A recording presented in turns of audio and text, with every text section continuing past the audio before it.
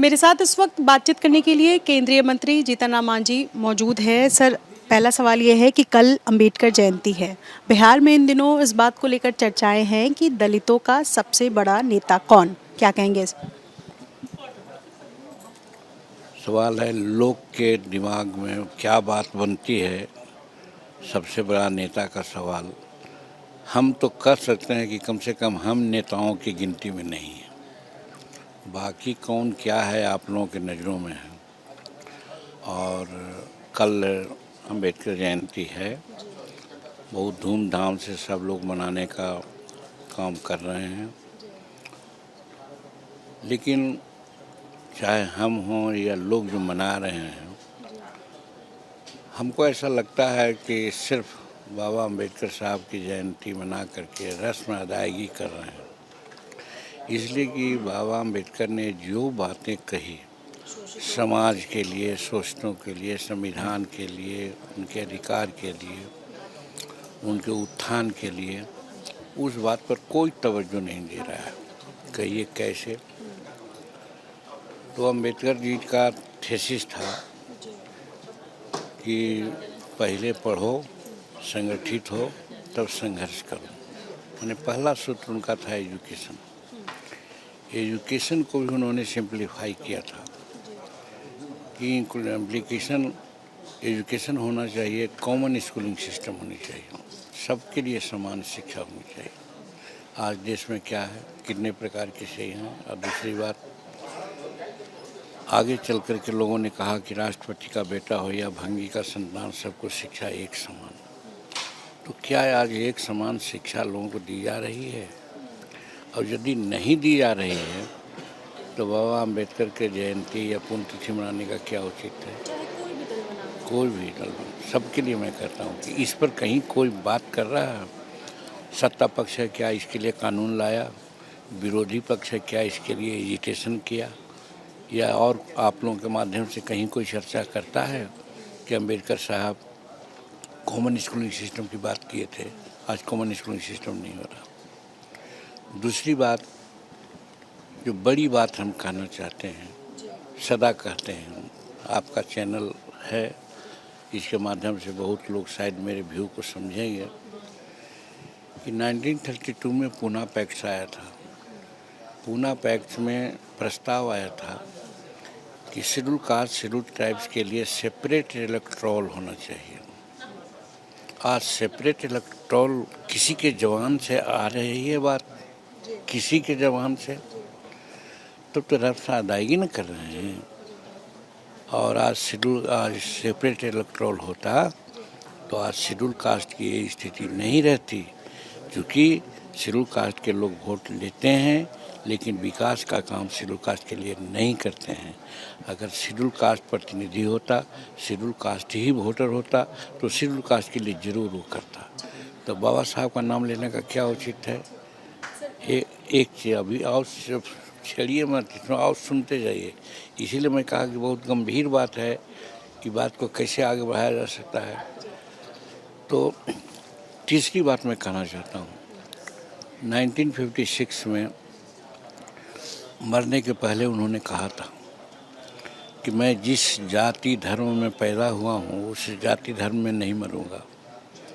और मरने के कुछ दिन पहले उन्होंने बुद्धिज़्म को अपनाया था। Buddhism part and parcel of Sanatan Dharma है। वो मुसलमान भी हो सकते थे, सिख और पारसी भी हो सकते थे, लेकिन बुद्धिज़्म को ही अपनाया, इसलिए बुद्धिज़्म सनातन धर्म का एक अंग है। और एक कह कर के अपनाया कि वहाँ जाति धर्म वगैरह कुछ नहीं है, इसलिए बुद्ध धर्म को अपनाना चाहिए। मैसेज दिया था कि कास्टलेस सोसाइटी होना चाहिए, तभी हमारा विकास संभव है। क्या उस ओर हम कभी एक डेग भी बढ़े हैं? जब नहीं बढ़े हैं तो बाबा अम्बेडकर की जयंती मनाने का क्या मतलब है? दूसरा सवाल ये है कि आप बिहार में विधानसभा चुनाव की तैयारी कर रहे हैं। खबरें ये हैं कि आपको 6 सीटों पर चर्चा है और चिराग को 30 सीटों पर, यानी एलजेपी को 30 सीटें मिलने जा रही है। कितनी सच्चाई, और आप कितनी सीटों पर दावेदारी चाहते हैं? कितनी सीटों पर आपकी तैयारी? क्या है क्या न है आप लोग जानते हैं, हम नहीं जानते हैं।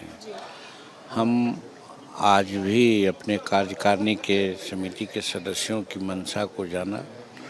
कल हम बहुत बड़ी सभा की है पूर्णिया में, करीब 20,000 आदमी थे, धूप में सब थे। वहाँ भी इस बात की चर्चा की कि हम जो मुख्यमंत्री के रूप में कुछ काम किए थे वो काम अभी अपूर्ण है।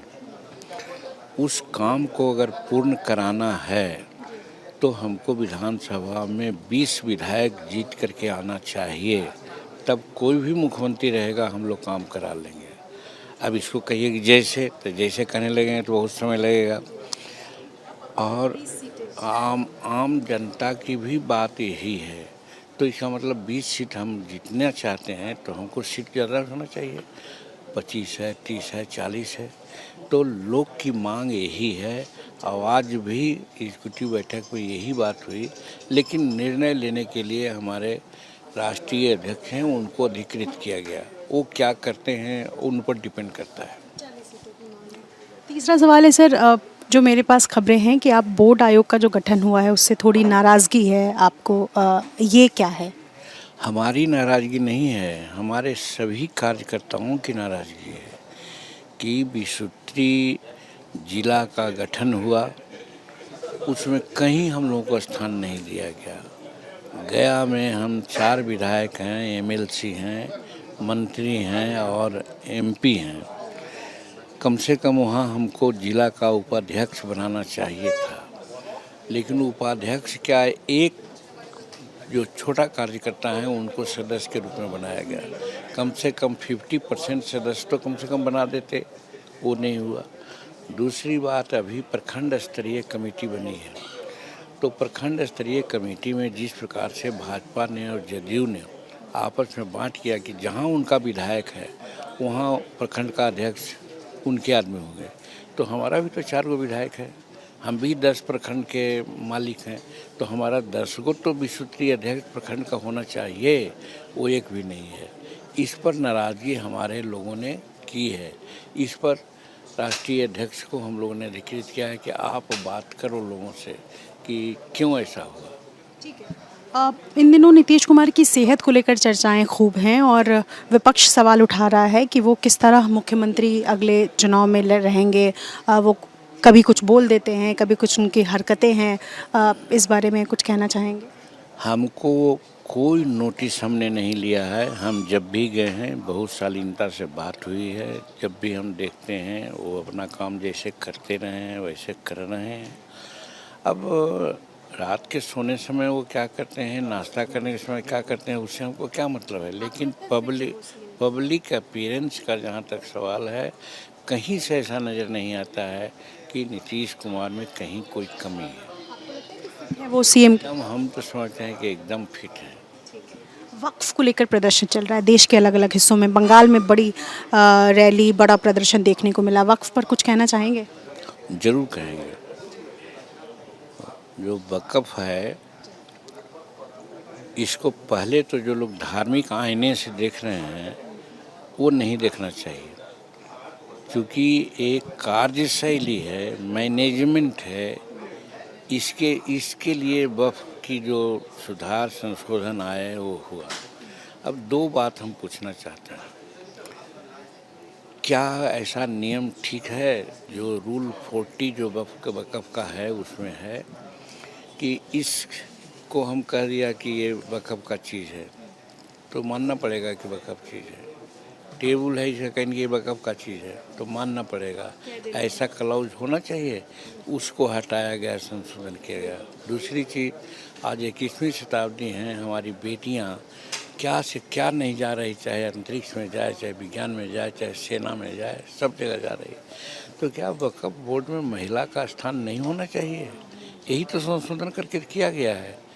और तीसरी चीज़ कि वक़्फ़ के जो पैसे हैं, संपत्ति हैं, उसका उपयोग सिलेक्टेड कुछ लोग कर रहे हैं, 2-4%।